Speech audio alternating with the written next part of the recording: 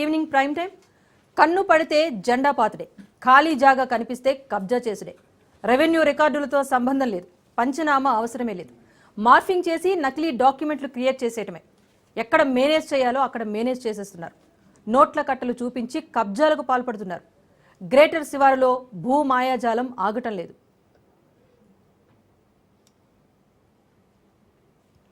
సంగారెడ్డి జిల్లా పటాన్చెరులో రియల్ కేటుగాళ్లు రెచ్చిపోతున్నారు. అమీన్పూర్ మండలం బొమ్మన్కుంటలో నకిలీ పత్రాలతో భూ మాయాజాలానికి పాల్పడుతున్నారు. సుల్తాన్పూర్లోని సర్వే నంబర్ 30లో 722 ఎకరాల 20 సెంట్ల భూమి ఉంది. బొమ్మన్కుంటకు చెందిన చిన్న సన్నకారు రైతులు 242 ఎకరాల్లో సాగు చేసుకుంటూ జీవనాన్ని కొనసాగిస్తున్నారు. వీరందరికీ ఓఆర్సీ పట్టాలున్నాయి.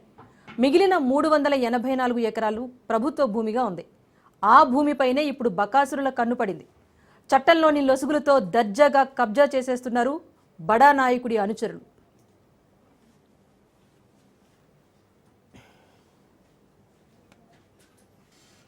రెవెన్యూ శాఖలో సామాన్యుడికి ఆక్యుపెన్సీ రైట్ సర్టిఫికెట్ రావాలి అంటే తల ప్రాణం తోకకొస్తుంది. 1 ఎకరా స్థలానికి ఓఆర్సీ పొందడానికి ఎన్నో రకాల తిరకాసులుంటే ఏకంగా 384 ఎకరాల ఇనాం భూములకు స్థానిక ఆర్డీఓ గతంలో ఓఆర్సీ మంజూరు చేయడంతో దుమారం రేగుతోంది.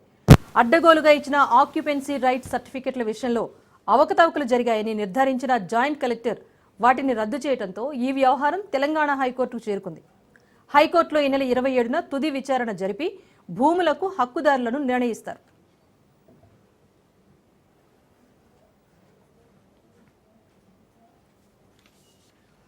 మిస్టరీగా మారిన ఈ ఓఆర్సీ వివాదానికి అమీన్పూర్ మండలం బొమ్మన్కుంట గ్రామంలోని సర్వే నంబర్ 30 కేంద్ర బిందువైంది. ఇక్కడ పెద్ద ట్విస్ట్ ఏంటంటే ఈ భూదందాలో మంత్రి బినామీల హస్తం ఉందని స్థానికులు ఆరోపించడం కొసమెరుపు. రాజు తలుచుకుంటే దెబ్బలకు కొదవా అనే సామెతకు తగ్గట్టు పేరులో రాజసం ఉన్న మంత్రి చక్రం తిప్పి 384 ఎకరాల ఇనాం భూమికి ఆక్యుపెన్సీ రైట్ సర్టిఫికెట్ల పేరుతో టెండర్ పెట్టారన్న ఆరోపణలు వస్తున్నాయి. ఇనాం భూముల రిజిస్ట్రేషన్ల విషయంలో జరిగే కొన్ని లొసుగులను ఆసరాగా మలుచుకొని బినామీలతో మంత్రి బొమ్మనుకుంట భూముల్ని కబ్జా చేసేందుకు స్కెచ్ వేశారు అంటూ స్థానికులు ఆరోపిస్తున్నారు. హైకోర్టులో సర్వే నంబర్ 30 భూ వివాదంపై విచారణ జరుగుతున్న మంత్రి బినామీలు కొంతమంది ఆ స్థలంలో అక్రమ కట్టడాలకు ప్రయత్నించారని అక్కడి గ్రామస్తులు మండిపడుతున్నారు. 65 ఎకరాలు రైతులకు అని చెప్పేసి వీళ్ళు ఎక్కడో ఉన్న కబ్జాదారులకు ఈ పొలాన్ని ఈ భూమిని తీసుకొచ్చి రాళ్ళు రపాలను అంతా చెదరగొట్టేసి కరెంటు పోల్లు దింపేసేసి మత ప్రార్థనలను పెట్టేసి దీన్ని మత విద్వేషాలు రెచ్చగొట్టేసి ఈ భూమిని ఒక గుప్పిట్లో పెట్టుకొని ఇక్కడ ఉన్న స్థానికంగా ఉన్న మంత్రి గారు దీన్ని కబ్జా చేసి 365 ఎకరాలు రైతులకు అని చెప్పేసి వీళ్ళు ఎక్కడో ఉన్న కబ్జాదారులకు ఈ పొలాన్ని మంత్రి అండ చూసుకుని ఆయన అనుచరులు కొంతమంది వివాదాస్పద స్థలంలో నిర్మాణాలు చేపట్టే ప్రయత్నం చేశారని దాన్ని తాము ప్రతిఘటించామని గ్రామస్తులు చెబుతున్నారు. తమ నిరసనల కారణంగా పోలీసులు రెవెన్యూ అధికారులు రంగంలోకి దిగి అక్రమ కట్టడాలను కూల్చివేశారు అన్నది వారి వాదన. ఈ స్థలాన్ని కబ్జా చేసేందుకు ప్రయత్నించిన వారిపై ఎఫ్ఐఆర్ నమోదు చేశామని రెవెన్యూ అధికారులు చెబుతున్నారు. కానీ ఎవరి అండతో కబ్జా ఉదంతానికి తెరలేచింది అనే విషయంపై మాత్రం అధికారులు క్లారిటీ ఇవ్వటం లేదు. మనకి 30 సర్వే నెంబరు 722 ఎకరాల 20 గుంటలు ఉంటుంది. దీంట్లో ఏంటంటే 242 ఎకరాలకు ఆల్రెడీ ఓఆర్సీలు ఇష్యూ చేసినారు. అవన్నీ జెన్యున్గా రైతులకు వచ్చిన ఓఆర్సీలు. తర్వాత అగైన్ 432 ఎకర్స్కి కూడా ఓఆర్సీలు ఇష్యూ చేస్తే అది ఆర్డీఓ ఇష్యూ చేసిన తర్వాత దాన్ని జాయింట్ కలెక్టర్ క్వాష్ చేయడం జరిగింది. తర్వాత వాళ్ళు దాని మీద కోర్టుకు వెళ్ళారు. ఆ కోర్టు డిస్ప్యూట్ ఒకటి నడుస్తుంది. సో అది ఇనామ్ ల్యాండ్ కోర్టు డిస్ప్యూట్లో ఉన్నందుకు మనం దాన్ని ఎంక్రోచ్మెంట్ కాకుండా చూస్తున్నాం. ఆల్రెడీ అక్కడ ఎంక్రోచ్మెంట్ చేసిన వాళ్ళ మీద ఎఫ్ఐఆర్స్ నమోదైనాయి. తర్వాత అక్కడ ఎవరైతే స్థానికంగా ఎవరైతే ఉంటున్నారో వాళ్ళ నుంచి స్టేట్మెంట్ తీసుకొని దాని మీద ఏం జరుగుతుంది అనేది మనం ఎప్పటికప్పుడు ఎంక్వైరీ చేస్తున్నాం. 3 times మేము ఎంక్రోచ్మెంట్స్ రిమూవ్ చేయడం జరిగింది. అక్కడ మట్టి రోడ్లు అవన్నీ వేస్తే కూడా మేము డిస్టర్బ్ చేసినాము. తర్వాత టిన్ షీట్స్ వేస్తే తీసేసినాము. ఒకటి అన్నోన్ వెహికల్ ఏదైనా ఉంటే అది కూడా మేము సీజ్ చేయడం జరిగింది. ఇదంతా చేస్తుంది ఎవరు అన్నప్పుడు ఒకటి వ్యక్తి పేరు ఏదో సోహెల్ అంటున్నారు. ఆ సోహెల్ అనే వ్యక్తి పేరు వినపడింది. తర్వాత అక్కడ మేము ఫీల్డ్లో అబ్దుల్ వఖారు ఇంకెవరో కమల్ అనే వాళ్ళు ఉన్నారు. మేము వెళ్ళినప్పుడు వాళ్ళ మీద కూడా ఎఫ్ఐఆర్ చేయడం జరిగింది.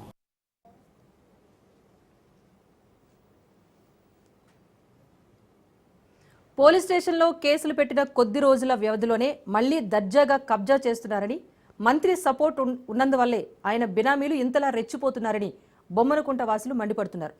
ఇనాం భూములకు ఓఆర్సీ మంజూరు చేసే విషయంలో ఇప్పటికే తెలంగాణ హైకోర్టు డివిజన్ బెంచ్ స్పష్టమైన మార్గదర్శకాలతో తీర్పును కూడా ఇచ్చింది.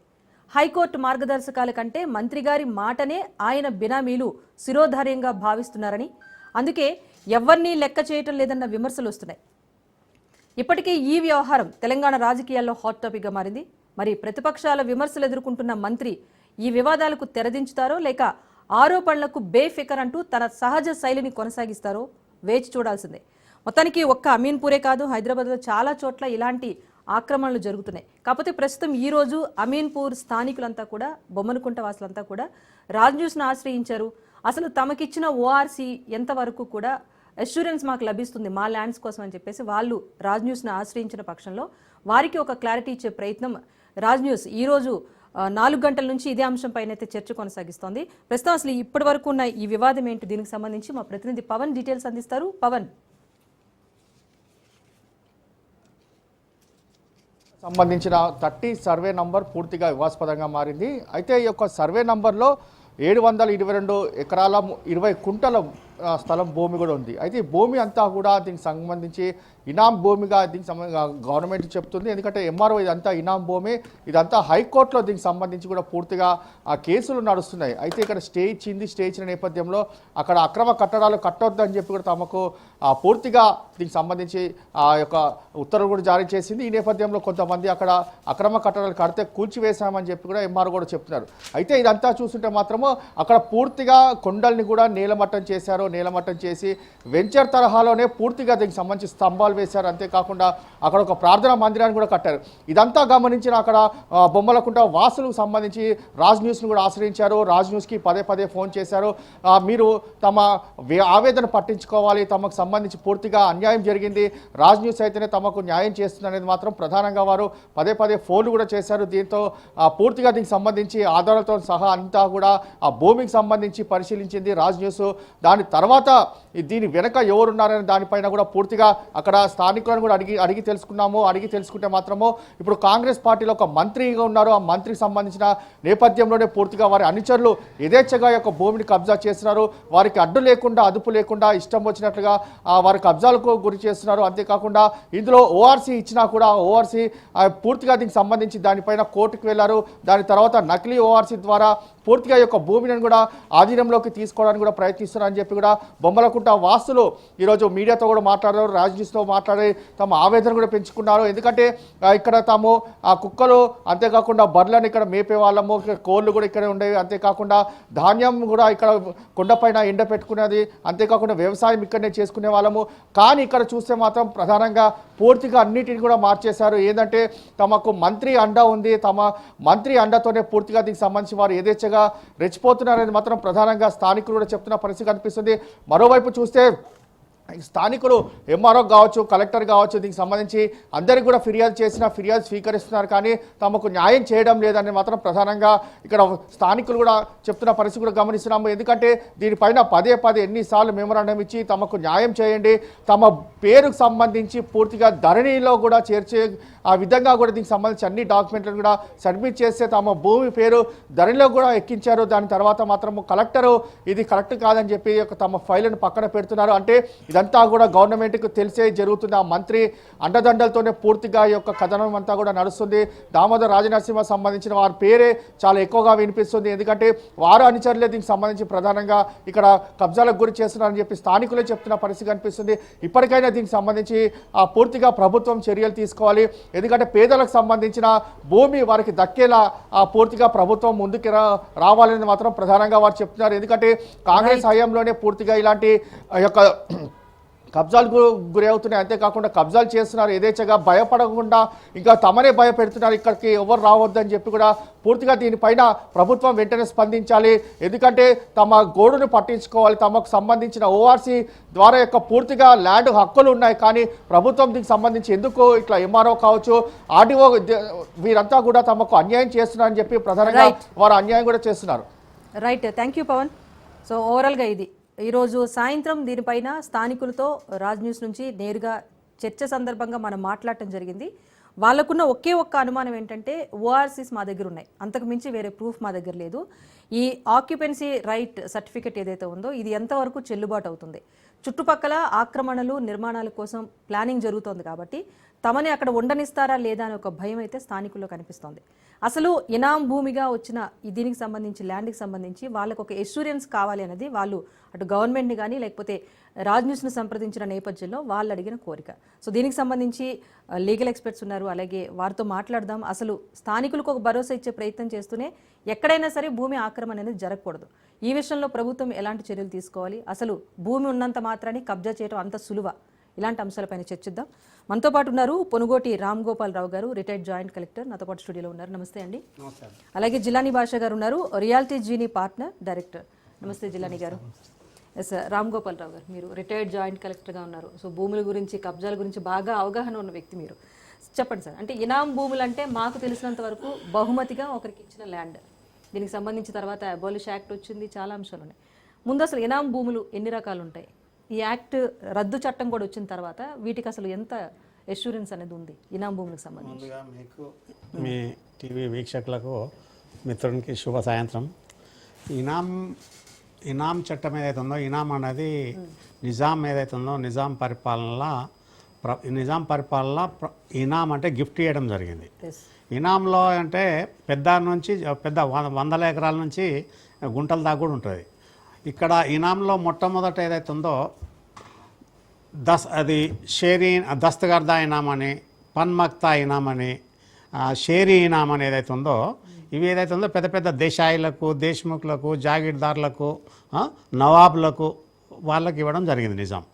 అంటే ఫ్రీగా ఇచ్చుడు కాదు, వీళ్ళు పెద్ద ఇనాందారులకు ఏదైతే ఉందో వీళ్ళు సంవత్సరానికి ఇంత భూమి శిస్తు కట్టాల్సిన పరిస్థితి ఉండే, అది ఒక రకం. తర్వాత ఏదైతే ఉందో ఇక్కడ అది ఇన్స్టిట్యూషనల్ ఇనామ్స్ ఇప్పుడు ఇచ్చిండ్రు, తర్వాత టెంపుల్స్కి ఇచ్చారు. ఏదైతే ఉందో మందిరాలకు ఉన్నాయి కదా, గుడికి ఎండోమెంట్ ఇప్పుడు రావిర్యాలు ఉన్నది. కానీ తర్వాత ఇప్పుడు మనకు సజీవ సాదృశ్యము దేవరాయంజాలు 1400 చిల్లర ఎకరాలు ఏదైతే ఉందో సీతారామస్వామి టెంపుల్ ఇనాము. ఇట్లా ఇప్పుడు ఒక రామాయంపేట దగ్గర చల్మేడ వెంకటేశ్వర స్వామి టెంపుల్ 400 ఎకరాలు. ఇటువంటి ఏదైతే ఉందో ఈ ఇనామ్స్ ఓన్లీ టెంపుల్కు ఆదాయం కోసము, దర్గాలకు ఆదాయం కోసం వాళ్ళకి ఇవ్వడం జరిగింది. తర్వాత పూజారి ఇనాము, ముత్తవల్లి ఇనాం ఏదైతే ఉందో వాళ్లకు ఆ దర్గా కానీ ఆ గుడికి కానీ సేవ చేసిన రోజులు ఆ భూమి మీద వచ్చే ఆదాయంతో వాళ్ళు బతకాలి. ఇది ఒక రకం అన్నట్టు. తర్వాత సర్వీస్ ఇనామ్స్ అంటారు. సర్వీస్ ఇనామ్స్ అంటే ఊర్లలో ఇప్పుడు సపోజ్ ప్రతి పని పాటల వాళ్ళకు ఇప్పుడు తలారీలకు ఇచ్చారు, నీరడిలకు ఇచ్చారు, నీరడి ఏదైతే ఉందో, తర్వాత కమ్మరి వాళ్ళకి ఇచ్చారు, కుమ్మరి వాళ్ళకి ఇచ్చారు, మంగళ వాళ్ళకి ఇచ్చారు, బట్టలు ఉతికే చాకలి వాళ్ళకి ఇచ్చారు, ఇవాళ బేగరి వాళ్ళకి ఇచ్చారు. ఇవన్నీ ఏంటంటే సర్వీస్ ఇనామ్స్ అంటారు. ఇందులో రకాలు ఉంటాయి. ఇందులో కుల సంఘం కాదు, ఇండివిజువలే. అప్పుడు చాలా తక్కువ కదా ఫ్యామిలీస్. అక్కడ వాళ్ళకి ఏదైతే ఉందో దాంట్లో సర్వీస్ ఇనామ్స్లో ఏదైతే ఉందో మాఫీ ఇనామ్ అంటారు. మాఫీ ఇనామ్కి ఏదైతే ఉందో గవర్నమెంట్కి పన్ను కట్టాల్సిన అవసరం ఉండదు. తర్వాత చౌతాయి ఇనామ్ అంటే 1/4 పన్ను కట్టాల్సిన ఇనామ్ ఉంటుంది, చౌతాయి ఇనామ్. తర్వాత బల్వత్తా ఇనామ్ ఉంటుంది, ఖిద్మతీ ఇనామ్ ఉంటుంది, ఖైరాతీ ఇనామ్ ఉంటుంది. ఇన్ని రకాల ఇనామ్స్ ఉంటాయి. ఈ ఇనామ్స్ ఏదైతే ఉందో నిజాం పీరియడ్లో ఒక మన దగ్గరనే కాదు, మన చుట్టుపక్కల ఉన్న ఇంకా 6 జిల్లాలు ఉన్నాయి కదా, మహారాష్ట్రలో 3, కర్ణాటకలో 3, వాళ్ళు కూడా నిజాం స్టేట్ కిందనే వాళ్ళకు కూడా ఇప్పటి కూడా ఇనాం చట్టం అదే నడుస్తుంది అక్కడ. దాంతోపాటు ఏదైతే ఉందో ఇనాంలు ఇచ్చిన తర్వాత 1955లో ఎప్పుడైతే నిజాం పరిపాలన పోయి తర్వాత తెలంగాణ ఆంధ్ర సమైక్యమైన తర్వాత తెలంగాణ ఏరియా ఇనాం రద్దు చట్టం 1955లో 20th July 1955 cut off date అన్నట్టు. ఆ చట్టంలో ఏం పొందుపరిచారు అంటే అందులో 5 రకాలు ఉంటారు కేటగిరీస్. ఒకటి ఇనాందారు వారసులు, తర్వాత రక్షిత కౌలుదారు. ఈ రక్షిత కౌలుదారు ఏదైతే ఉందో 1950లోనే హైదరాబాద్ టెనెన్సీ యాక్ట్ వచ్చింది. ఇది Hyderabad tenancy agriculture lands act అని 1950లో వచ్చింది. అప్పుడు రికార్డ్ చేయడం జరిగింది. టెనెన్స్ రికార్డు ఉంటుంది ప్రతి విలేజ్కి. తర్వాత ఈ టెనెంట్స్, ప్రొటెక్టెడ్ టెనెంట్, రక్షిత కౌలుదారు, అన్ప్రొటెక్టెడ్ టెనెంట్స్, ఆర్డినరీ టెనెంట్స్, కాబిజా కాదు కాస్తు చేసేవాళ్ళు, వీళ్ళు 20th July 1955 నాడు ఎవరైతే ఉన్నారో వాళ్ళకే ఈ ఓఆర్సీ ఇవ్వడం జరుగుతుంది. ఓకే అదేదైతే అయితే సార్ అయితే ఓకే ఇదంతా సబ్జెక్ట్ అంతా ఓకే. ఇప్పుడు 1955 ఇనాం భూముల రద్దు చట్టం తర్వాత ఇప్పుడు మనం ఏదైతే పర్టికులర్ సర్వే నెంబర్ 30 గురించి మాట్లాడుకుంటున్నామో ఇందులో ఉన్న ఇనాం భూములు అక్కడ స్థానికేతలు అడుగుతున్న 242 ఎకరాల భూమి అనేది ఇప్పుడు వారికి దక్కుతుందా లేదా? ఇప్పుడు ఖచ్చితంగా అండి. ఇప్పుడు మీ పేరేమంటారు? యాంకర్ గారు రాజేశ్వరి గారు, నేనేం చెప్పినా 1955 నాడు పేర్లు ఇవ్వలే ఉన్నాయి. కాకపోతే డిపార్ట్మెంట్ గవర్నమెంట్ తప్పులు 72, 73, 111/1973 క్రైటీరియా అన్న కాడికి వచ్చారు కదా, అది కాదని మొన్న 20th నవంబర్ 2023లా 3 మెంబర్ బెంచ్ ఇక్కడ అది ఇప్పుడు జస్టిస్ ఉజ్జల్ బియాన్ గారు, జస్టిస్ నవీన్ రావు గారు, జస్టిస్ శ్రీసుధా గారు 84 పేర్ల జడ్జిమెంట్ రాశారు. అది సుప్రీంకోర్టు పైన స్టే ఇవ్వలేదు, అది ఫోర్స్లో ఉన్నది. వాళ్ళు చెప్పింది కూడా చట్ట ప్రకారం చెప్పుకొచ్చారు. ఇప్పుడు ఎప్పుడైతే ఇనాందారు ఇప్పుడు ఈ మధ్యాహ్నం వచ్చి వీళ్ళందరూ వచ్చి అక్కడ దూరితే వీళ్ళకి ఎవరికి హక్కులు రావు. ఇప్పుడు చాలా వీళ్ళు గ్రహించుకోవాలి మీ టీవీ ద్వారా. ఇప్పుడు ఎంక్రోచ్మెంట్ చేసిన వాళ్ళందరికీ ఎవ్వరు కూడా ఎలాంటి హక్కులు రావు. All inams are vested with the government. All inam lands are treated as inam lands, అది గవర్నమెంట్ ల్యాండ్స్. ఎప్పుడు అంటిల్ అండ్ అన్లెస్ ఓఆర్సీ ఏదైతే ఉందో ఆక్యుపెన్సీ రైట్ సర్టిఫికేట్ అంటే రైతువారి పట్టా సర్టిఫికేట్ 1955 నాడు కాస్తులు ఎవరైతే ఉన్నారో వాళ్ళు కానీ వాళ్ళ వారసులకు కానీ రావడానికి ఆస్కారం ఉంటుంది. ఇవన్నీ మీరు చెప్పింది చట్ట ప్రకారం జరగాల్సింది. ఇక్కడ జిల్లా కలెక్టర్లు ఎంఆర్ఓలు ఏమైనా ఇప్పుడు అక్రమాలకు పాల్పడిన వీరి వాళ్ళ మీద రాజేశ్వరి గారు నేనేమంటున్నా, ఇక్కడ రెవెన్యూ వ్యవస్థ యంత్రాంగం కరెక్ట్ ఉంటే ఈ పంచాయతీలు ఉండయి, కోర్టు కేసులు ఉండయి, తగాదాలు ఉండయి. మీ టీవీ భయం అవసరం లేదు వీళ్ళకు. వాళ్ళు ఏదైతే ఉందో 242 ఎకరాలు కబ్జాలు ఎప్పుడైతే ఉన్నారో వాళ్ళ వారసుల పేర్లు 1955లో, కాకపోతే రికార్డు ట్యాంపర్ చేసినా కూడా ఏర్పడుతుంది. గౌరవ సుప్రీంకోర్టు సర్వోన్నత న్యాయస్థానంలో కూడా రికార్డు దిద్దిన దాంట్లో కూడా తీసి అవతల వారేసింది, ఎగ్జామిన్ చేసిన పరిస్థితులు ఉన్నాయి. ఇక్కడ వీళ్ళు ఊరోళ్ళందరూ అందరికి చెందాలంటే అది కాదు. ఊరోళ్ళు వాస్తవంగా 1955 జూలై 20 నాడు వాళ్ళు ఏదైతే ఉందో సెస్సాల పాని అంటారు. 1955 నుంచి 58 దాకా ఒకటే పాని ఉంటుంది. సెస్సాల అంటే 6 క్రాప్స్ అన్నట్టు, 6 పంటలు. శేషాల క్రాప్ అని 6 పంటలు రాసిరు. 6 పంటలల్లో ఏ పంటలో కాస్తో ఏముంది, ఎవరి పేరు ఉన్నది, ఏం పంట వేసిన అన్నది రికార్డు ఉంది. శశాల పాని ఇంటాక్ట్ ఉన్నది. కాకపోతే ఇక్కడ విలేజ్ ఏమన్నా రికార్డు ట్యాంపర్ చేస్తే చెప్పలేము. కాకపోతే దానికంటే ముందు ఒకవేళ అది కాదనుకుంటే కాసరా పాని ఉంటుంది 54, 55. ట్యాంపర్ చేస్తే వీళ్ళకి ఆప్షన్ ఉంటుంది. ట్యాంపర్ వేస్తే బాజాప్తా ఇవ్వచ్చు. కాకపోతే ఆ రోజు నుంచి వీళ్ళ దగ్గర ఎవిడెన్సెస్ ఉండాలి. తర్వాత తదనంతరం ఏదైతే ఉందో 1980లో ROR రాశారు. మళ్ళీ RORలో కూడా వీళ్ళకి తోక పాస్బుక్లు ఇచ్చిన అంటూ. ఆ పాస్బుక్స్ కూడా లేవు, ధరణిలో రిజిస్ట్రేషన్ లేదు, మాకు కేవలం ఓఆర్సీస్ తప్పిస్తే మా దగ్గర ఏం లేవు. ఓఆర్సీ ఇవ్వడం వాళ్ళకు ఓఆర్సీ ఏదైతే ఉందో 11173 నాడు బేస్ తీసుకొని ఇచ్చినా కూడా అప్పటి ఆర్డీఓ ఇచ్చిన అనుకోరి. ఇప్పుడు హైకోర్టులో ఉంది కదా, మన తెలంగాణ హైకోర్టులో ఉన్నది కాబట్టి హైకోర్టులో వీళ్ళు కరెక్ట్ ఫైట్ చేస్తే ఖచ్చితంగా వస్తుంది. వీళ్ళకి రికార్డు ఏదైతే ఉందో రెవెన్యూ రికార్డ్, బేస్ రికార్డు ఎప్పుడైతే ఉందో రికార్డు. ఇంకా దీనికి ఒక పాట ఏముంటుందంటే మాట్లాడతాను, ఎందుకంటే రియల్టర్స్ కూడా వాళ్ళు ఒకటి ఇక్కడ వీళ్ళకి బేస్ ఏదైతే ఉందో విలేజ్ ఇనామ్ రిజిస్టర్ ఉంటుంది. ప్రతి విలేజ్ వీళ్ళ దగ్గర తాలూకా ఇనామ్ రిజిస్టర్ ఉంటుంది. తర్వాత డివిజన్ ఇనామ్ ఆర్డీఓ దగ్గర మొత్తం డివిజన్ ఇనామ్ రిజిస్టర్ ఉంటుంది. Mandal taluka wise, village wise, survey number wise ఎవరు ఏందని ఉంటుంది.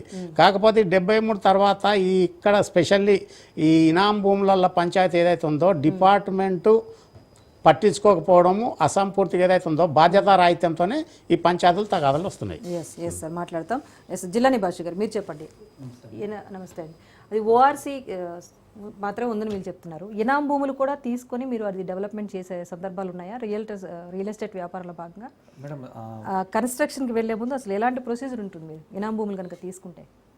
గత 10 సంవత్సరాలుగా ఏదైతే రికార్డులు ఆన్లైన్లో లభిస్తున్నాయో దీన్ని వదిలిపెట్టి పాత రికార్డులు మీరు చూసిన పాత లేఅవుట్లు చూస్తే రీసెంట్లీ కూడా మనము మహేశ్వరంలో ఒక లేఅవుట్ గురించి చూసాము. ఓఆర్సీ లేకుండానే ఇనామ్ ల్యాండ్ ఓఆర్సీ లేకుండానే 100 ఎకరాలు లేఅవుట్ చేసేసారు. హెచ్ఎండిఎస్ అప్పటి డిటిసిపి వాళ్ళు లేఅవుట్ పర్మిషన్ ఇచ్చారు, మార్గేజ్ చేశారు, మార్గేజ్ రిలీజ్ కూడా అయిపోయింది, బ్యాంకులు లోన్లు ఇచ్చారు, రిజిస్ట్రేషన్ జరుగుతుంది, మొత్తం జరుగుతుంది. ఉన్న రెవెన్యూ డిపార్ట్మెంట్, రిజిస్ట్రేషన్ డిపార్ట్మెంట్ వీటిలో ఉన్నటువంటి సమన్వయ లోపం వల్ల ఎవరైతే కస్టమర్లు కొన్నారు, వందలాది మంది కొన్నారు, రేట్లు విపరీతంగా పెరిగాయి. ఇప్పుడు ప్రభుత్వం ఇది ఇనాం భూమి, సార్ చెప్పినట్టుగా ఇనాం భూమికి ఓఆర్సీ రాకపోతే దాని title will be vested with the government, ప్రభుత్వ భూములుగానే భావించాలి. ఇనాం భూములకి ఓఆర్సీ లేకపోతే దాన్ని ప్రభుత్వ భూములుగానే భావించాలి. సో లేఅవుట్ చేసేసారు, డిటీసీపీ వాళ్ళు లేఅవుట్లు ఇచ్చారు అప్రూవల్, వీళ్ళు మార్డిగేజ్ చేశారు పంచాయతీకి, పార్కులు రోడ్లని మార్డిగేజ్ చేశారు లేఅవుట్ డెవలపర్ వెళ్ళిపోయారు. జనాలు మళ్ళీ రీసేల్ జరుగుతున్నాయి, వందల కొద్ది రీసేల్ జరిగాయి. జరిగిన తర్వాత ఇప్పుడు రికార్డు మేల్కొని గవర్నమెంట్ ఇన్ని సంవత్సరాల తర్వాత ఇది ఓఆర్సీ లేదు కాబట్టి, ఇనాం భూమి కాబట్టి ఇది ప్రభుత్వ భూమి, ఇది ఇంకా దీని మీద చెల్లుబాట్లు కావాలి. సో కస్టమర్లు ఏమవ్వాలండి, జెన్యున్గా కొనవాళ్ళే. ఒక నెంబర్ తాగేది కాదు, చాలా సో ఇది మల్టిపుల్ ఏదైతే ఉందో ఇప్పుడు రీసెంట్లీ లేఅవుట్ల గురించి ప్రభుత్వము ఏదైతే ఇనాం ల్యాండ్ ఉందో ఓఆర్సీ వచ్చిన తర్వాత ఓఆర్సీని డిక్లేర్ చేయాలి. అంటే ఈ ల్యాండ్కి ఓఆర్సీ వచ్చింది, ఇక మీదట ఇది ప్రభుత్వ భూమి కాదు. సార్ చెప్పిన విధంగా ఒక్కసారి ఓఆర్సీ వచ్చిన తర్వాత టైటిల్ పట్టా భూమిగా మారిపోతుంది, ఇంకా అది ప్రభుత్వ భూమి కాదు. మరి ఇప్పుడు మీరు చెప్పిన ప్రభుత్వ భూమిగా దాన్ని అధికారులు మార్చేసి రియల్టర్లకు ఇచ్చేసి అది డెవలప్మెంట్ అయిపోయి అనేక కుటుంబాలు వాటిని కొనుక్కొని చెప్పేసి ఒక తరం నడిచిపోయిన తర్వాత ఇనాం భూముల హక్కుదారులు వచ్చారనుకోండి, వాళ్ళకి న్యాయం జరుగుతుందా అన్యాయం జరుగుతుందా? ఇంత సర్టిఫికేట్స్ కూడా ముందుకు వెళ్ళిపోయి కనుక వీళ్ళు నష్టపోయినట్టేనా? మేడం ఇదే కేసులో మేము విన్న ఇది కూడా సార్ చెప్పిన విధంగా 1954-55 ఎవరైతే ఒరిజినల్ పిల్లలు భూమిలో ఉన్నా లేకపోయినా, ఇప్పుడు ఎన్ఆర్ఐస్ ఉంటారండి, వాళ్ళు 10 చోట్ల ప్రాపర్టీలు కొంటారు, భూమి మీద ఉండరు, అలాగని వాళ్ళ హక్కులు ఉండవుగా, హక్కులు పోకుండా ఉండవుగా. అదే అంటున్నా, ఒక తరం కాబట్టి ఆ రికార్డు పరంగా సార్ చెప్పిన విధంగా వస్తే కరెక్ట్ వాళ్ళకే చెందుతుంది మేడం. ఒరిజినల్ గా 54-55 రికార్డు పరంగా ఎవరైతే పొజిషన్లో రికార్డు పరంగా పొజిషన్లో ఎవరైతే ఉన్నారో, ఆ రోజు ఇనాందారుగా ఎవరైతే ఉన్నారో వారికి వారి హక్కులు ఖచ్చితంగా దొరుకుతాయండి. వారికి మాత్రమే ఓఆర్సీ అనేది ఇవ్వాలి. ఈ జడ్జిమెంట్ సార్ చెప్పినటువంటి జడ్జిమెంట్ రాకముందు, ట్రిపుల్ బెంచ్ జడ్జిమెంట్ రాకముందు 11173 అది మన బేసిక్ రికార్డ్ రిజిస్టర్ చూసుకునే వాళ్ళు 72, 71, 72 పహానీలో ఎవరైతే 72, 73 పహానీలో ఎవరైతే ఉంటారో వాళ్ళకి ఓఆర్సీలు ఇచ్చేశారు. అలా ఓఆర్సీ తీసుకున్న వాళ్ళ పరిస్థితి ఏంటి? ఇప్పుడు జడ్జిమెంట్ ఏదైతే వచ్చిందో ఆ జడ్జిమెంట్ కూడా కాన్ఫ్లిక్ట్ అండి. ఆ జడ్జిమెంట్లో మెయిన్ 53, 54 రికార్డు, 55 రికార్డులో ఎవరైతే ఉన్నారో వాళ్ళకి ఇవ్వమని ఉంది. 71, 72లో ఉంటే కూడా ఇచ్చేయచ్చని ఇచ్చేశారు. ఇప్పుడు వాళ్ళు కూడా లేసి వస్తున్నారు. ఆల్రెడీ మధ్యలో ఫేవర్ గా వస్తే రియల్టర్లకు సమస్య. మేడం ఆల్రెడీ నేను లేఅవుట్ చేసి అమ్మేసిన తర్వాత కూడా చాలా పెద్ద ఒక్కరు చేసిన శాపం ఊరంతటికి పాపం అన్నట్టుగా, ఒక్కరు చేసిన పాపం ఊరంతా శాపం అన్నట్టుగా తయారైంది. సో హైదరాబాద్ చుట్టుపక్కల ఏం జరుగుతోంది అని ఒక చిన్న అంశాన్ని కనిపిస్తే ఒక్క అమీన్పూరే కాదు, కబ్జా జరిగిన ప్రతి చోట కూడా తీగలాగితే డొంకంతా కదులుతున్న సిచ్యువేషన్ అయితే కనిపిస్తోంది. ఇప్పుడిప్పుడే మాకు కూడా తెలుస్తోంది. సార్ చెప్పండి రామ్ గోపాల్ గారు. రాజేశ్వర్ గారు, ఇక్కడ ప్రజల తప్పు లేదు, అధికారులదే తప్పిదం. అధికారులు ఏదైతే ఉన్నారో పర్యవేక్షణ లోపంతో ఈ తప్పులు దొరుకుతూ ఉన్నాయి. ఏదైతే ఉందో మనము కాదు, బ్రిటిష్ పాలకులు 1860లో ఇండియన్ పెనల్ కోడ్, భారత శిక్షా స్మృతిలో 2 సెక్షన్లు పెట్టారు. ఒకటి సెక్షన్ 166, ఏ ప్రభుత్వ ఉద్యోగి కానీ చట్ట విరుద్ధంగా ఎలాంటి ఉత్తర్వులు ఇచ్చినా శిక్షార్హులు అనేది అందులో ఉంది. తర్వాత సెక్షన్ 167, ప్రభుత్వ ఉద్యోగులు ఎవరన్నా రికార్డు తారుమారు చేసి కింద మీద చేస్తే కూడా వాళ్ళకి పనిష్మెంట్ అనేది ఆ క్లాజ్ అందులో ఉంది. కాకపోతే దాన్ని మనోళ్ళు గవర్నమెంట్ పట్టించుకున్న పాపాన అవ్వలేదు. ఇక్కడ ఏదైతే ఉందో ఇనాంలు గవర్నమెంట్ నిజాం ఇచ్చిన తర్వాత ఇక్కడ మన మిత్రుడు రియల్టర్ గారు చెప్పినట్టు బిల్డింగ్ పర్మిషన్ కానీ లేఅవుట్ పర్మిషన్ ఇచ్చినప్పుడు ఫస్ట్ కండిషన్ ఏముంటుంది అందులో, this permission does not confer title. వినరా? దాంతోనే హక్కులు సంక్రమించాయి. గౌరవ సర్వోన్నత న్యాయం ఏం చెప్పింది? Proving of title burden lies on the vendor and vendee. కొన్నోళ్ళ మీద అమ్మినోళ్ళ మీద ఇద్దరు నిరూపణ చేసుకోవాల్సిన బాధ్యత ఉన్నది. ఇప్పుడు నేను చార్మినార్ రిజిస్ట్రేషన్ చేసుకుని అదనంత పోతే కాదు కదా, ఒక కార్ దొంగతనం చేసుకున్నంత మాత్రం కాదు కదా, ఒక షాప్లో బంగారు దొంగతనం ఎంత నేను ఇన్నోసెంట్గా ఉన్నా అంటే వదిలిపెట్టరు కదా. మొన్న 2021 ఇప్పుడు ప్రస్తుత మన ఎక్కడున్నారు ఆయన ఎంఎస్ రామచంద్రరావు చీఫ్ జస్టిస్ ఇక్కడ ఛత్తీస్గఢ్ ఉన్నట్టున్నారు, హిమాచల్ ప్రదేశ్. ఆయన ఒక తీర్పు ఇచ్చారు అక్కడ అల్వాల్లో 29 ఎకరాలకు తీర్పు ఇచ్చారు. అందులో ఈ టెనెన్సీ ఇనాం వర్సెస్లా ఇవన్నీ కొనుకాలు అమ్మకాలు అది కోర్టు యాక్షన్ చేసింది కూడా తీసి పక్క పెట్టారు. కోర్టు మీకు జడ్జిమెంట్ కావాలని ఉన్నది దాంట్లో. ఈ రకంగా వీళ్ళు ఏదో మేము చేసినాము అన్నది కాదు, ఇక్కడ ప్రభుత్వం బాధ్యత ఏదైతే ఉందో. అంటే ఒకటి సార్ ఇక్కడ మీరు చెప్పిన అంశం అర్థమవుతుంది.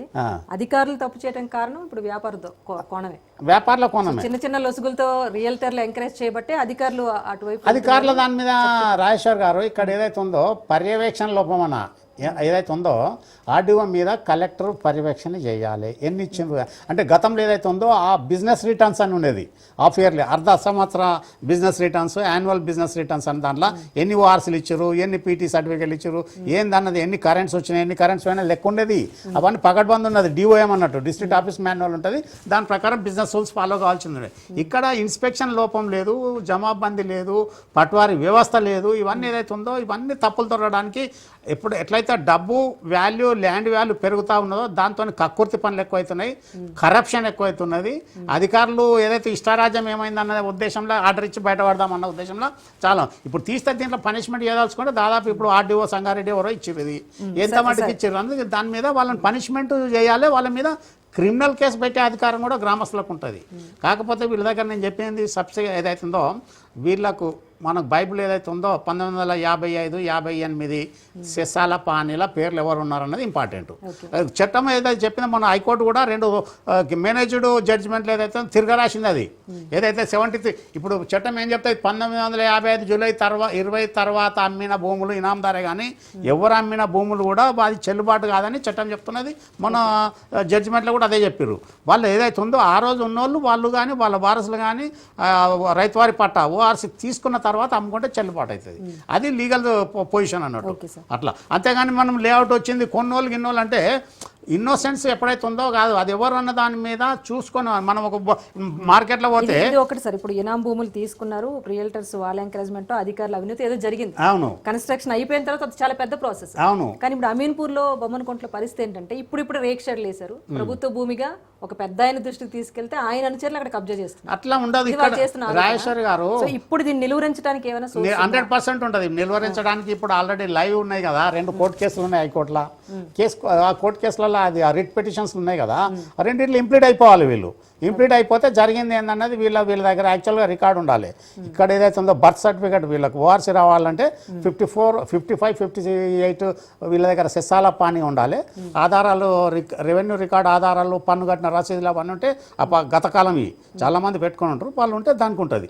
అంతేగాని ఇప్పుడు కొనుక్కున్నాము అయ్యా పని కాదు. మనం ఒక మార్కెట్లో 1/4 కిలో టమాటా కొనాలంటే మురిగిపోయిందా మంచిగా ఉందా అనేది చూసుకుంటాం ఒక పూట తినేదానికి. ఇక్కడ 1000 లక్షలు కోట్లు పెట్టేటప్పుడు ఒక లీగల్ ఒపీనియన్ తీసుకొని ఒక పర్ఫెక్ట్ అడ్వకేట్ దగ్గర పోయి ఆ అనుభవస్తుడైన అడ్వకేట్ దగ్గర లీగల్ ఒపీనియన్ రికార్డ్ అంత ఇచ్చిన తర్వాత ఇది కొనొచ్చా కొనరాదా, ఏదో అమ్ముకొని అవతల పడదామన్న ఉద్దేశంలో రియల్టర్లు వస్తారు. మరి అంత లీగల్ అప్రోచ్ మీరు చేస్తారా? రియల్టర్స్ మామూలుగా చేసుకోవాలి. అంత లీగల్ అప్రోచ్మెంట్ ఉంటే కనుక ఫ్యూచర్లో మీరు ఇంత సమస్యలు ఫేస్ చేయాల్సిన సిచ్యువేషన్ ఉండదు కదా.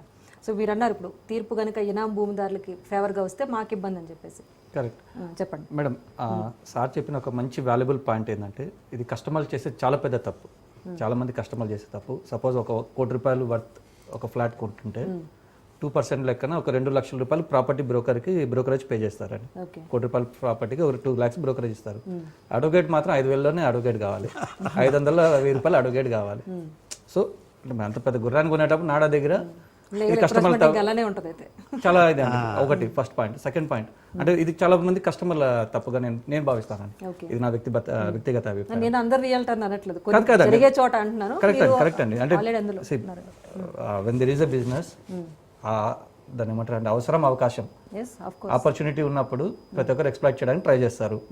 సో యాజ్ ఏ కస్టమర్గా సార్ చెప్పిన టమాటాలు మనం చూసుకుంటున్నప్పుడు ₹10 టమాటాలు, ₹50 టమాటాలే చూస్తున్నప్పుడు జీవితకాలంలో 14 సంవత్సరాలు జైలు శిక్ష ఏమంటారు జీవిత ఖైదు కంటే ఎక్కువ ఈఎంఐలు కట్టుతున్న ప్రాపర్టీలు కొనే టైంలో కస్టమర్లు వాళ్ళు లీగల్ వెట్టింగ్ మీద ఎక్కువ ఖర్చు పెట్టాలండి.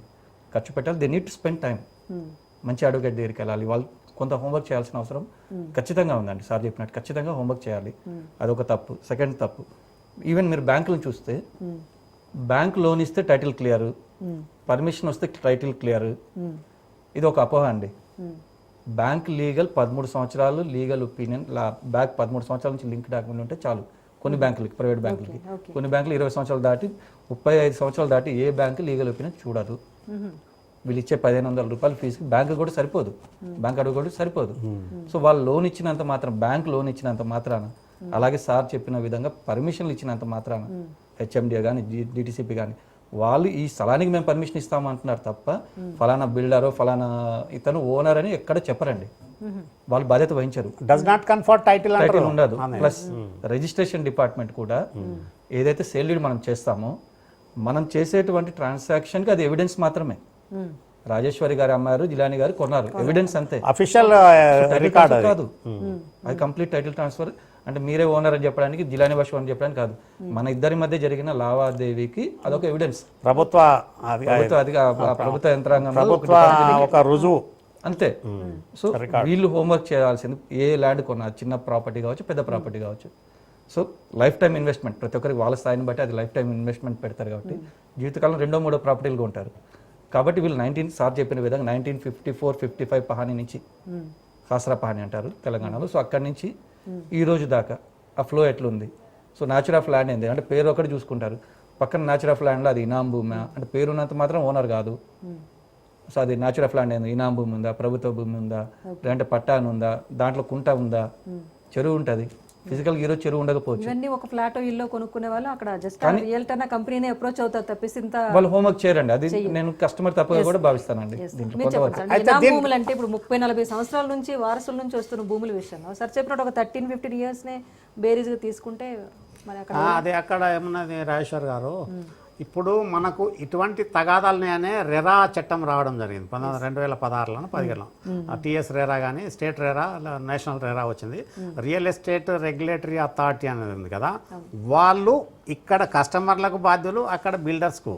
ఇక్కడ వాళ్ళు కూడా నేను 10 ఉదాహరణలు ఇస్తాను మీకు.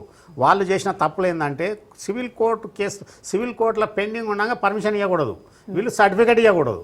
ఇక్కడ హెచ్ఎండిఏ, జిహెచ్ఎంసి, రెరా వాళ్ళు కూడా ప్రజలను మోసం చేసే పరిస్థితులు ఉన్నారు. వాళ్ళకి రికార్డు పెట్టినా కూడా వాళ్ళు చూసుకునే పరిస్థితులు లేరు, మేనేజ్ అయిపోతున్నారు. ఇక్కడ ఏదైతే ఉందో ఈ రాజకీయ తెలంగాణలో ప్రత్యేకించి గత 10 సంవత్సరాల నుంచి విపరీతంగా ఏదైతే ఉందో రాజకీయ ప్రాబల్యం ఎక్కువైపోయి, పవర్ ఇన్వాల్వ్మెంట్ ఎక్కువైపోయి, అధికారులు లాలూచి ఏదైతే ఉందో కక్కుర్తిపడి ఎక్కడనే ఉందాము, ఇన్నే పాతకపోయి తిరుగుదాము, ఈడ లక్షల కోట్ల ఆదాయం వస్తూ ఉన్నది ఇక్కడ ఏదైతే ఉందో ప్రభుత్వ యంత్రాంగం అందే ఇక్కడ ఒక 3 ఏళ్ళు పనిచేసిన ఉద్యోగస్తులు అధికారిని తీసి పంపించాలి. ఇంకా మిగతా 33 జిల్లాలలో ఉన్న వాళ్ళు ఉన్నారు కదా, వాళ్ళని రొటేషన్ సర్కిల్ ఇద్దామంటే ఇస్తలేరు. 20 ఏళ్ళ నుంచి ఇక్కడ ఉన్న పాతకపోయి ఇక్కడనే పనిచేస్తున్నారు. వాళ్ళు ఎందుకు తప్పులు చేయరు? మనకేముంది, మినిస్టర్ లేకపోతే పలుకుబడి ఉంది, ఇన్ఫ్లుయెన్స్ ఉన్నది, యూజ్ చేసుకుందాం అన్నారు. ఇక్కడ వీళ్ళకి ఒకటే ఉంది కదా, ఈ 2 సెక్షన్ల మీద ఏ అధికారి తప్పు చేసినా, ఇప్పుడు బిఎన్ఎస్ఎస్ లో కూడా సెక్షన్ ఉంటుంది. మామూలు తిరిగి అంటే ఇనాం భూముల దగ్గర నుంచి సెక్షన్ 166, 167 ఇనామనే కాదు, ఎలాంటి అవకతవకలైనా రెండింటి కింద ఉంటుంది. వీళ్ళు ఏదైతే ఉందో ఖచ్చితంగా కంప్లైంట్ చేయవచ్చు. ఇప్పుడు వీళ్ళు భయపడాల్సిన అవసరం లేదు. ఇక్కడ మీకు హెచ్ఎండిఏ కూడా వాళ్ళకి పర్మిషన్ ఇవ్వకూడదు, ఎందుకంటే టైటిల్ లేదు కదా. ఎట్లా ఇస్తుంది? ఓఆర్సీ రావాలంటే ఎప్పుడు బేస్ చూసుకోవాలి, రేరా అట్లా. రైట్ సార్, ఒక్క నిమిషం. కబ్జాకు కాదేది అనర్హ అన్నట్టుగా సర్కారీ భూములపైన గద్దల్లా వాలిపోతున్నారు కేటుగాడు. ఆవు చేలో మేస్తే దూడ గట్టును మేస్తుందా అన్నట్లుగా పటాన్చేరు నియోజకవర్గంలో రెచ్చిపోతున్నారు. ప్రజాప్రతినిధిగా ఉంటూనే ప్రభుత్వ భూములను స్వాహా చేస్తున్నారనే ఆరోపణలున్నాయి. అటవీ, వాగు, పోరంబోకు కబ్జాకు కాదేది అనర్హం అన్నట్టుగా సర్కారీ భూములపై గద్దల్లాగా వాలిపోతున్నారు. దీనికి సంబంధించి సమాచారం మా ప్రతినిధి రత్నకుమార్ అందిస్తారు. మరి అమీన్పూర్ మండలం సుల్తాన్పూర్ గ్రామ పంచాయతీ బొమ్మన్కుంట గ్రామ పరిధిలో ఉన్నటువంటి 30వ సర్వే నెంబర్లోని దాదాపు 369 ఎకరాల భూమి భూ కబ్జాకు గురవుతున్నటువంటి పరిస్థితుల్లోనే దీనిపై స్పందించడానికి మనతో స్థానికులు కూడా ఇక్కడకు చేరుకున్నారు. వాళ్ళతో ఒకసారి మాట్లాడించే ప్రయత్నం చేద్దాం. ఎన్నాళ్ళ నుంచి ఈ యొక్క భూ ఆక్రమణలు అనేవి జరుగుతున్నాయి, దీని వెనకాల కారణం ఎవరు ఉన్నారు అనేది కూడా తెలుసుకునే ప్రయత్నం చేద్దాం. సార్, ముందుగా చెప్పండి, ఈ యొక్క ఆక్రమణలు అనేవి ఎప్పటి నుంచి జరుగుతున్నాయి, మొత్తం ఎంత పరిధిలో ఇక్కడ భూమి ఉంది, ఏం చెప్తారు ఈ యొక్క భూ కబ్జాలకు సంబంధించి? టీఆర్ఎస్ ప్రభుత్వం ఉన్నప్పుడు వాళ్ళు ఇక్కడ మెడికల్ డివైజర్ అని చేసేసి కొంచెం అభివృద్ధి చేశారు. ఇక్కడ అన్ని ఇండస్ట్రీలు వచ్చినాయి, మీరు అనేది కూడా చూస్తున్నారు. కానీ కాంగ్రెస్ గవర్నమెంట్ వాళ్ళ మీద ఎన్నో మాటలు చెప్పి ఎన్నో రకాలుగా వాళ్ళను బదలాం చేసి మేము మంచి చేస్తామని చెప్పి వాళ్ళే ఇక్కడ వచ్చి కొన్ని వేల కోట్ల రూపాయల కుంభకోణానికి తెరదీయడం జరిగిందని మేము అనుకుంటున్నాం. కాంగ్రెస్ గవర్నమెంట్ వచ్చిన తర్వాతనే ఇది జరుగుతున్నది. మళ్ళీ ఇక్కడ ఉన్న స్థానికంగా ఉన్న నాయకులు, కాన్స్టెన్సీ లెవెల్లో ఉన్న నాయకులు కూడా మళ్ళీ దీన్ని ఈ ఎంకల్లో వచ్చి కూడా పట్టించుకున్న దాఖలు లేవు.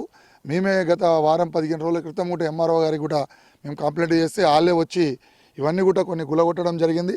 అక్రమ కట్టడాలు, ఈ రోడ్లు ఏవైతే ఉన్నాయో ఇవి కూడా తవ్వినాయి, మీకు కనిపిస్తున్నాయి. ఇక్కడ ఇది కొన్ని 100 ఎకరాల భూమి. ఇది పాపం ఏమన్నా ఉంటే ఇక్కడ ఉన్న బొమ్మలకుంట రైతుల పేర్లు చెప్పేసి అలాగే ఓఆర్సీ ఉందని చెప్పేసి వాళ్ళ దగ్గరికి వెళ్ళి ఏవో ఒక రకంగా పేపర్లు రాపించుకొని వాళ్ళ పేరు చెప్పేసి చేస్తారు.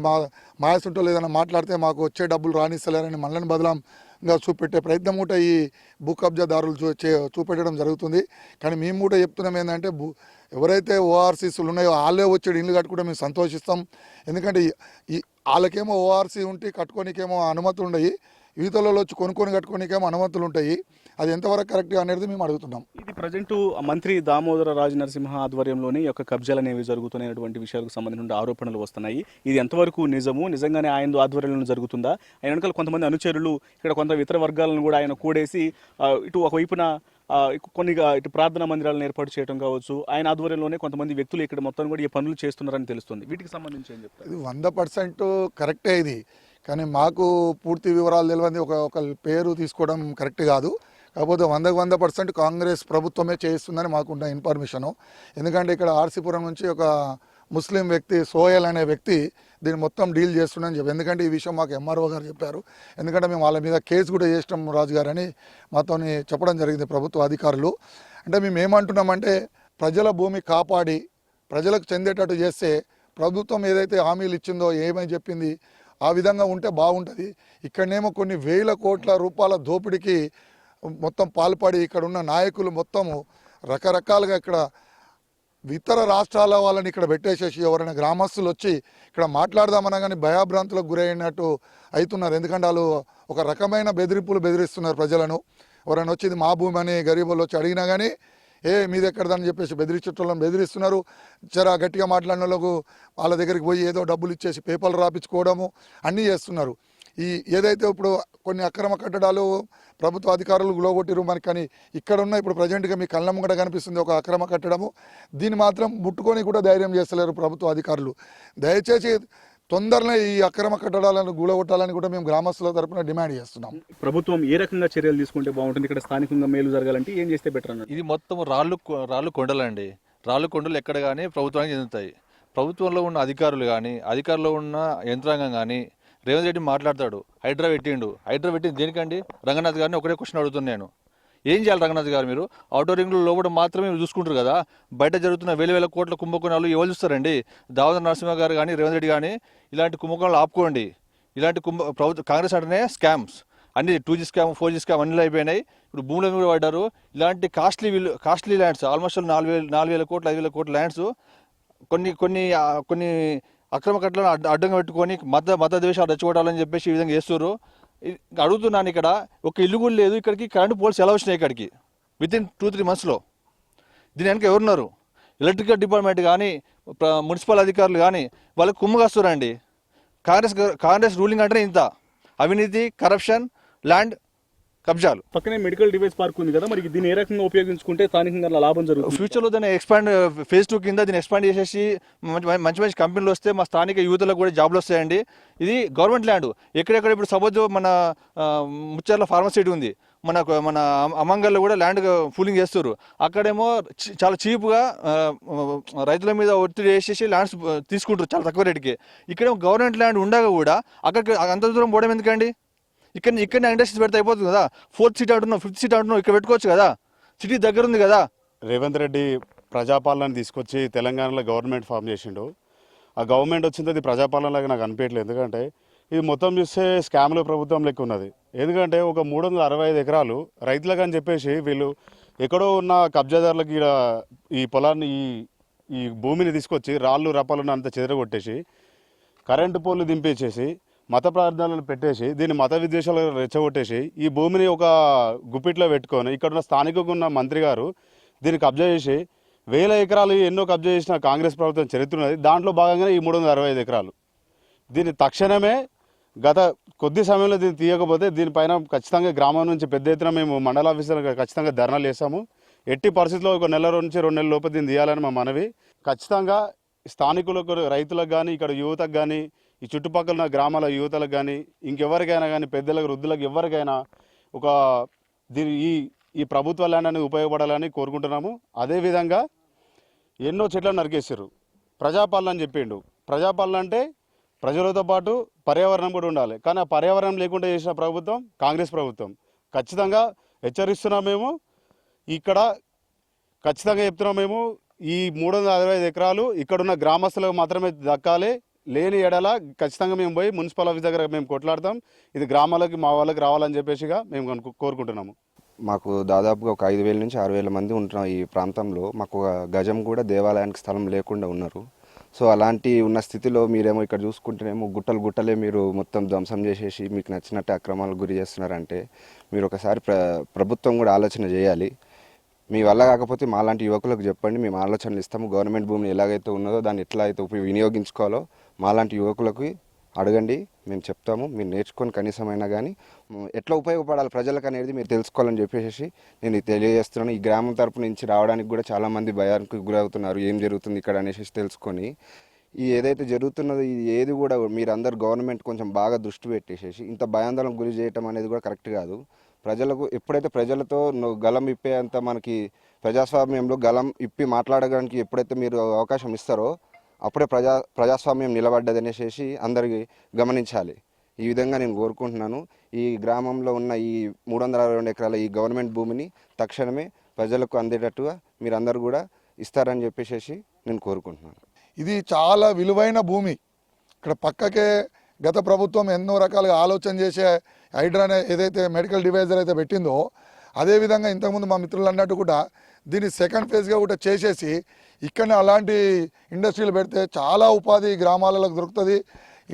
ఇండైరెక్ట్గా కూడా ఇప్పుడు మా గ్రామాలలో కూడా ఇక్కడ ఉద్యోగాలు చేసేటోళ్ళు మా ఊళ్ళలో వచ్చి రెంట్లు ఉండడం కానీ ఎన్నో రకాలుగా తెలియకుండా కూడా ఉపాధి దొరుకుతూ ఉందన్నట్టు గ్రామాలలో. అలాంటి ఏమైనా కార్యక్రమాలు ఉంటే ఈ కాంగ్రెస్ గవర్నమెంట్ తీసుకొని ఇక్కడ దీన్ని ఎక్స్చేంజ్ చేసి దీన్ని ఏదైతే డివైజర్గా చేయాలని కోరుతున్నాం. మేమైతే గ్రామస్తులకు ఎవరైతే ఇక్కడ ఓఆర్సీలు ఉన్నాయో లావణ్య పట్టాలు ఉన్నాయో అంటున్నారు వాళ్ళకి ఎట్టి పరిస్థితుల్లో మేము వ్యతిరేకం కాదు. కాకపోతే వాళ్ళని అడ్డం పెట్టుకొని కొన్ని 100 ఎకరాలను ఎవరైతే కాజేయాలనుకుంటారో వాళ్ళ గురించి మేము పోరాడుతున్నాం. ఎవరు ఎక్కడో ఆ సోయలనే మనిషి ఎవరు యూపీ వాళ్ళు వచ్చి ఇక్కడ ఉండడానికి ఎవరాళ్ళు బీహార్ నుంచి వచ్చి ఇక్కడ మసీదులు కట్టి ఈ ప్రార్థనలు చేయాలని మసీదులు కానీ మందిరాలు కానీ ఏడుంటాయి, జనం ఏడుంటే ఆడుంటాయి అవన్నీ.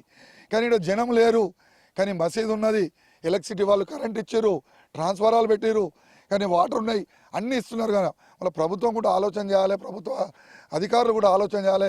ఇమీడియట్గా ఈ యొక్క అక్రమ కట్టడాన్ని మాత్రం అతి తొందరగా ఈ 2-3 రోజులలో గులగొట్టాలి. లేకపోతే మేము ఖచ్చితంగా ఎంఆర్ఓ ఆఫీస్ ముంగట ధర్నా చేస్తాం, లేదంటే కలెక్టర్కి కూడా భారీ ఎత్తున 1000 మందితో కూడా కలెక్టర్ దగ్గరికి పోతామని తెలియజేస్తూ మరొక్కసారి రాజ్ న్యూస్ వారికి మేము ప్రత్యేకమైన ధన్యవాదాలు చెప్తున్నాం. మీరు కూడా దీన్ని ఇలా తీసుకొని ఏదో చూస్తామన్నట్టు కాకుండా దీని మీద పోరాడండి. మీకు పూర్తిగా గ్రామస్థం నుంచి సపోర్ట్ ఉండమని రాజ్ న్యూస్ ఛానల్ వారికి కూడా మేము తెలియజేస్తున్నాం. ఇప్పుడు ఉన్నటువంటి 369 ఎకరాల ప్రభుత్వ భూమి మాత్రమే కాకుండా రైతులు చిన్న సన్నకారు రైతులకు సంబంధించినటువంటి భూములను కూడా తక్కువ రేట్లకు కొనుగోలు చేసి వాళ్ళను మభ్యపెట్టి ప్రలోభాలకు గురి చేసి ఆ భూముల మొత్తాన్ని కూడా లాక్కే ప్రయత్నాలు చేస్తున్నారు.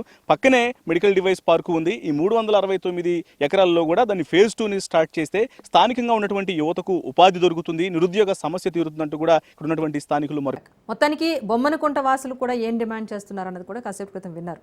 సో ఓవరాల్గా అయితే ఒక్కొక్క వర్షన్ వినిపిస్తున్నారు. ఓఆర్సీ ఉన్న వాళ్ళు ధైర్యంగానే ఉన్నారు. అట్ ద సేమ్ టైం ఎవరైతే ఇనాం భూముల విషయంలో కొంత అనుమానం ఉందో, రెవెన్యూ అధికారులు ఏమైనా చేసుంటారేమో అని అనుమానం ఉన్న వాళ్ళు కాస్త ఆ అనుమాన నివృత్తి కోసం అయితే ప్రయత్నిస్తున్నారు. అట్ ద సేమ్ టైం ఏదైతే 384 ఎకరాలు ప్రభుత్వ భూమిగా గుర్తింపు ఉందో ఆ భూమిలో మాత్రం తమకు ఉపయోగపడే విధంగానే మలచాలి అనే డిమాండ్ కూడా అక్కడ స్థానికుల నుంచి వినిపిస్తోంది. కానీ ప్రభుత్వ భూమి, ఆ భూమిని గవర్నమెంట్ ఏం చేస్తుంది అన్నది పూర్తిగా గవర్నమెంట్ పరిధిలో ఉన్న అంశం. దట్టు ఇది ఇనాం భూమి కనుక దీన్ని ఎంతవరకు గవర్నమెంట్ మలిచే ఛాన్స్ ఉంటుందని కూడా మనం మాట్లాడదాం. ప్రస్తుతం అక్కడ స్థానిక బీజేపీ నాయకులు ఉన్నారు, రాజు గారు, మాట్లాడదాం. నమస్తే రాజు గారు. నమస్తే. నమస్తే మేడం. సార్ చెప్పండి, అమీన్పూర్లో జరుగుతున్న ఈ కబ్జా ఆరోపణల పైన మీరేం చెప్తారు? ముందుగా రాజ్ న్యూస్ టీవీ వారికి ధన్యవాదాలు, అక్కడున్న పెద్దలకు కూడా ధన్యవాదాలు. అంటే ఇక్కడ గత కొన్ని నెలలుగా ఈ యొక్క కార్యక్రమానికి తెరలేపడం జరిగింది. కొందరు బడా నాయకుల అనుచరులు ఈ అమీన్పూర్ మండలం బొమ్మలకుంట గ్రామంలో గల 30 సర్వే నంబర్లో ఉన్న సుమారు 720 ఎకరాల భూమి ప్రభుత్వ భూమి ఉంది.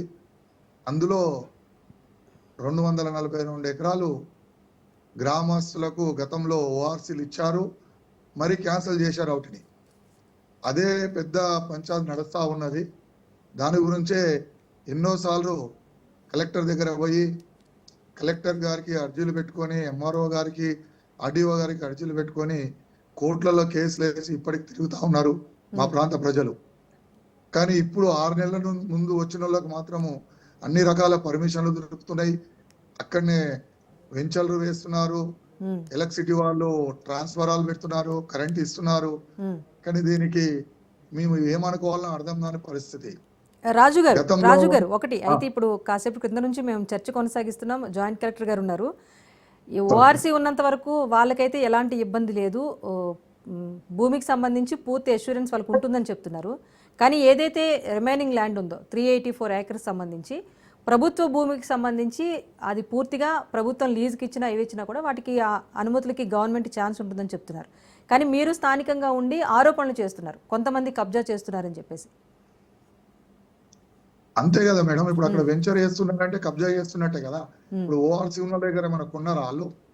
ఓఆర్సీ ఏమైనా రిజిస్ట్రేషన్ అవుతుందా వాళ్ళకు? ఏ రకంగా వాళ్ళు పనిచేయడం జరుగుతుంది అక్కడ? ఎవరికి ఉన్నది ఓఆర్సీస్? ఇక్కడ గరీబులకు ఉన్నది, గ్రామస్తులకు ఉన్నాయి ఓఆర్సీసులు, బడా నాయకులకైతే లేవు కదా.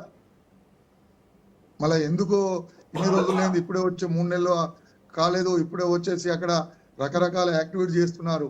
ఎక్కడి నుంచో యూపీ నుంచి, బీహార్ నుంచి మనుషులను, రౌడీలను పెట్టి అక్కడ గ్రామస్తులను రాకుండా భయభ్రాంతులకు గురి చేస్తున్నారు.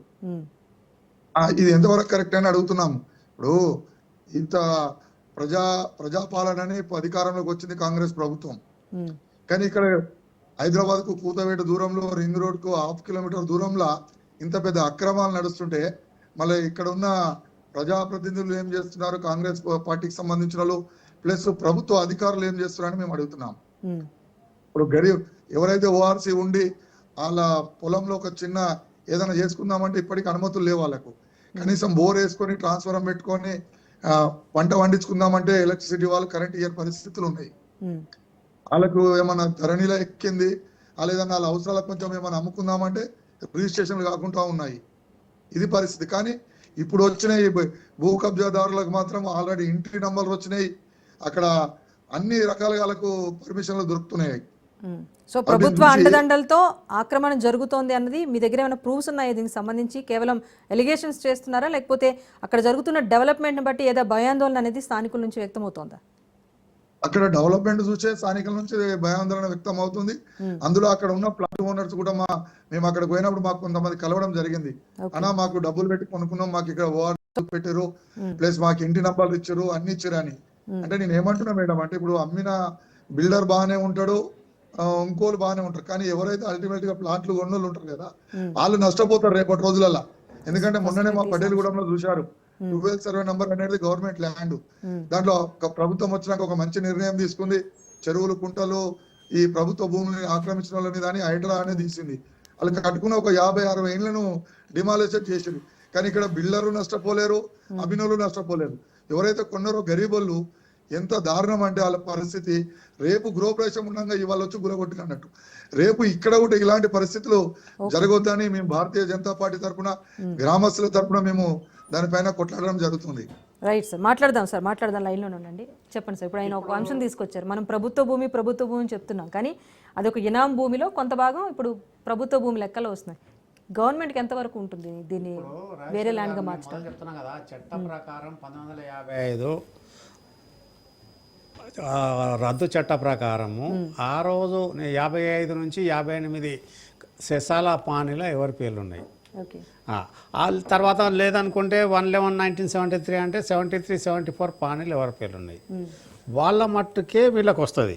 ఒకవేళ వీళ్ళు గ్రామస్తులు, రక్షిత కావులదారులు, కాబీజ్దారులు లేకపోతే ఇనాందారు వారసులకే యాజమాన్యం వస్తుంది. ఇక్కడ గవర్నమెంట్ ఇయ్యమనడానికి ఉండదు, చట్టం ఏదైతే ఉందో చట్టం ప్రకారం ఉంటుంది. కాకపోతే వాళ్ళు ఇనాందారు వారసులు కానీ వీళ్ళు ఎవలే కానీ ఓఆర్సీ రాకముందే అమ్మినరో అవి చెల్లుబాటు కావు. వాళ్ళకి ఏదైతే ఉందో ఈ అమ్మినాన్ని కూడా మళ్ళీ ఏ మూసీలో పోతాయి. వాళ్ళు ఎవరైతే అమ్మను అని ఓఆర్సీ వాళ్ళు ఉంటారు, తర్వాత తీసుకున్న వాళ్ళు ఉంటారు కదా, వాళ్ళకి యాజమాన్యపు హక్కులు వస్తాయి, సర్వ హక్కులు వస్తాయి. రిజిస్ట్రేషన్ బ్యాన్ చేయడానికి కూడా లేదు. వాళ్ళు ఓఆర్సీ ఉన్న వాళ్ళు ఉండవచ్చు. కాకపోతే ఇప్పుడు హైకోర్టు పర్వ్యూలో ఉన్నది కాబట్టి ఎంత మట్టుకు ఎవరెవరు ఉన్నారన్నది. ఇక్కడ గవర్నమెంట్ అనేది ప్యూర్ గవర్నమెంట్ ల్యాండ్ కాదు. ఇక్కడ ఇది ఏదైతే ల్యాండ్ ఇచ్చింది మొత్తం 722 ఎకరాల్లో 242 పోగా రిమైనింగ్ అంతా కూడా ఇనాం భూమే. ఇనాం భూమే. కానీ ఒకటి సార్, అంటే ఈ ఇనాం భూమికి సంబంధించి నకిలీ ఓఆర్సీస్ క్రియేట్ చేయడానికి ఏమైనా అవకాశం ఉంటుందా? ఒక థింగ్. ఇంకొకటి, ఇనాం భూములకు సంబంధించి ఒక పీరియడ్ ఉంటుందా ప్రభుత్వం స్వాధీనం చేసుకోవడానికి, దీన్ని ప్రభుత్వ భూమిగా ఒక పరిగణలోకి తీసుకోవడానికి, దానికి సంబంధించి హక్కుదారులు రాకపోతే ప్రభుత్వం ఆక్యుపై చేస్తుంది అన్నది ఏదైనా ఉందా? అట్లా ఏం లేదు రాజేశ్వరి గారు. క్లియర్ కట్ ఏదైతే ఉందో ఈ చరిత్ర, ఈ ఎపిసోడ్ ఎప్పుడో అయిపోవాలి. అంటే మీకు చాలా మందికి తెలియదు, వాళ్ళకి తెలియదు, మీకు తెలియదు, ఎవరికి తెలియదు. ఇనాం చట్టం అమలు రావడానికి, టెనెన్సీ చట్టం అమలు రావడానికి కారణం ఏదైతే ఉందో, godfather of Telangana PV Narasimharao, godmother of the Telangana ఏదైతే ఉందో జలగం వెంగళరావు గారు. ఎప్పుడు 73 నుంచి 75 మధ్యన వీళ్ళు ఏదైతే ఉందో ఆయన సీలింగ్ చట్టం తెచ్చిన తర్వాత ఈ ఇనాం చట్టం అడ్డం వస్తుందన్న ఉద్దేశంలో దీన్ని పరిష్కరించాలి కాపీదారులు అన్న దానికోసం ఆ చట్టం 55 చట్టం తెచ్చి మళ్ళీ దాన్ని ఖచ్చితంగా డిస్పోజ్ చేయడం ఉన్నది. 55 నుంచి 73 దాకా నిద్రపోయింది రెవెన్యూ వ్యవస్థ, ప్రభుత్వము, టెనెన్సీ వ్యవస్థ కూడా నిద్రపోయింది. ఇక్కడ వీళ్ళు ఏది అన్నా కూడా ఇవాళ ఆ రోజుల్లో 73 వరకు 80% భూమి 20% జనం దగ్గర ఉండే, 20% భూమి 80% జనం దగ్గర ఉండే. వాళ్ళంతా ఇప్పుడు ఇక్కడ తెలంగాణ ల్యాండ్ రిఫార్మ్స్ రావడానికి మెయిన్ కారణం వాళ్ళే. చాలా మందికి బడుగు బలైన వర్గాలకు, ఎస్సీలకు, కబ్జాలు ఉన్న వాళ్ళందరికీ ఇనాం రద్దు పట్టాలు కానీ, తర్వాత 3080 పట్టాలు కానీ, తర్వాత ఓఆర్సీ పట్టాలు కానీ, సీలింగ్ మన అసైన్మెంట్ పట్టాలు కానీ, సీలింగ్ పట్టాలు కానీ ఆ పీరియడ్లో జరిగినాయి. ఇక్కడ ఈ తగాదాలకు మూలం ఏదైతే ఉందో రెవెన్యూ డిపార్ట్మెంటు ఇక్కడ రాష్ట్ర ప్రభుత్వం నుంచి మొదలు పెడితే కింద పట్టువారి దాకా కూడా పూర్తి స్థాయి ప్రక్షాళన అంటారు, అదేదో జరగాల్సిన అవసరం అది వీళ్ళు టోటల్ ఫెయిల్యూర్. మీరు కన్క్లూడ్ చేయండి సార్ జిలానీ భాష గారు. ఇప్పుడు అమీన్పూర్కి సంబంధించి ఏదో డెవలప్మెంట్ జరుగుతోంది, వాళ్ళు చెప్పినట్టుగా కరెంట్ లైన్స్ అవన్నీ కూడా వేసేస్తున్నారట, నివాస ప్రాంతం కాకపోయినా. సో ఒకవేళ అక్కడ బిల్డర్స్ ఏమైనా ప్లాన్ చేసి ఏమైనా కన్స్ట్రక్షన్కి వెళ్తే కనుక కొనుగోలు చేసే కొనుగోలుదారులు కూడా నష్టపోతారు మీరు చెప్పిన. ఖచ్చితంగా. సో అక్కడ ఇప్పుడు వివాదాస్పదంగా ఉన్న ల్యాండ్కి సంబంధించి ఎలాంటి కేర్ తీసుకోవాలని కన్క్లూడ్ చేయండి. మిత్రుడు ఫోన్ లైన్లో మాట్లాడుతున్న విధంగా ఒక అవకాశం, అంటే నా వ్యక్తిగత ఒక అవకాశం ఏముందంటే, ఇది వి నారాయణరావు గారికి అమ్మిన ల్యాండ్ ఓఆర్సీలు 86లో తయారు చేసి కోర్టు జడ్జిమెంట్ ఏదో చదివిన దాని ప్రకారం 1986లో ఓఆర్సీలు ఇచ్చారు.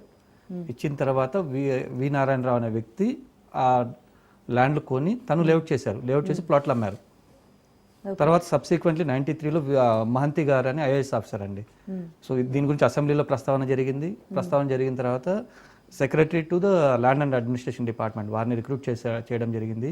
ఆయన ఎంక్వైరీ కమిటీ ఫామ్ చేసుకొని తను ఇచ్చిన రిపోర్ట్ ప్రకారంగా ఈ ఓఆర్సీని కూడా సస్పెండ్ చేశారు. కానీ సేల్ డీడ్ అయితే వి నారాయణరావు అనే కంపెనీ ఒక దానికి జరిగింది. సబ్సిక్వెంట్ ఇందాక మనం మాట్లాడిన మహేశ్వరం స్టోరీ లాగా ప్లాట్లు జరిగి ఉండొచ్చు. ఆ ప్లాట్లు వాళ్ళకి ఈ ఓఆర్సీలు తెలియదు, సబ్ రిజిస్టర్ ఆఫీస్కి వెళ్తున్నారు, డాక్యుమెంట్ సబ్మిట్ చేస్తున్నారు. ఆ డాక్యుమెంట్ ద్వారా పంచాయతీ ఆఫీస్లో ఒక నెంబర్ వస్తుంది, డోర్ నెంబర్. సో దీనికి అంత పెద్ద స్టోరీకి లింక్ ఉండదు. కాబట్టి ఇమీడియట్గా అంటే మా మిత్రులు కూడా రిక్వెస్ట్ చేసేది కూడా ఇది అది సేమ్ అయితే, సో ప్లాట్ కాబట్టి పంచాయతీ లెవెల్ కానీ ఆర్ డిటిసిపి లెవెల్ కానీ మున్సిపల్ అధికారులు వాళ్ళు కరెంట్ ఇస్తారు, మీ దగ్గర సెల్లీ డాక్యుమెంట్ అనేది ఇస్తున్నారు. సో దానికి ఒక అవకాశం ఉందండి. కానీ ఓఆర్సీలు అయితే సస్పెండ్ అయినాయి, అది కోర్టు వివాదం ఉంది కాబట్టి దాని గురించి ఇప్పుడు మనం మాట్లాడడానికి ఇది లేదు, అంటే హోల్డ్లో ఉందండి ప్రస్తుతానికి. క్యాన్సిల్ చేయమన్నారు, వాళ్ళు అప్పీల్కి వెళ్తున్నారు. సో ఆ జడ్జిమెంట్ని బేస్ చేసి ఇది ఉంటుందండి. సో ఒక అవకాశం ఏంటంటే ఆల్రెడీ వి నారాయణరావు అనే వ్యక్తి లేఅవుట్ చేశారు కాబట్టి అంటే ఇళ్ళ ప్లాట్లు ఉన్నాయి, ఇది సో వాళ్ళు కూడా వచ్చే అవకాశం అవుతుంది. సో ఇలాంటివి వింటున్నప్పుడు ఏమనిపిస్తుంది అంటే హైదరాబాద్లో ఇక్కడ నుంచి ఎవరు ప్రాపర్టీ ఫ్లాట్స్ ఏం కొనుక్కున్నా కూడా చాలా చరిత్ర వెనక అబ్జర్వ్ చేసి తీసుకోవాలి. Okay, thank you Ram Gopal Rao గారు, జిలానీ గారు అండ్ రాజు గారు, థ్యాంక్ యూ సో మచ్ అండి పార్టిసిపేట్ చేసినందుకు. అయితే ఒక్క అమీన్పూరే కాదు, రాష్ట్ర వ్యాప్తంగా అనేక చోట్ల విలువైన ప్రభుత్వ భూములు అక్రమార్కులు రాజకీయ పెద్దలకు కూడా ఒక పలహారంగా మారిపోతున్నాయి. ఆఫీసర్లు సైతం స్వామి భక్తిని చాటుకుంటున్నారు. అందుకే సర్కారు భూముల్ని కాజేస్తున్న ముఠాలపైన రాజ్ న్యూస్ యుద్ధ భేరి మోగిస్తోంది. దర్జాగా కబ్జా చేస్తున్న కేటుగాళ్ల భరతం పట్టేందుకు నడుం బిగించాం. ఎంతటి వారైనా తప్పు చేస్తే వదిలిపెట్టేది లేదు అంటూ హెచ్చరిస్తోంది రాజ్ న్యూస్. ఇది వాటి స్పెషల్ డిబేట్. చూస్తూనే ఉండండి రాజ్ న్యూస్.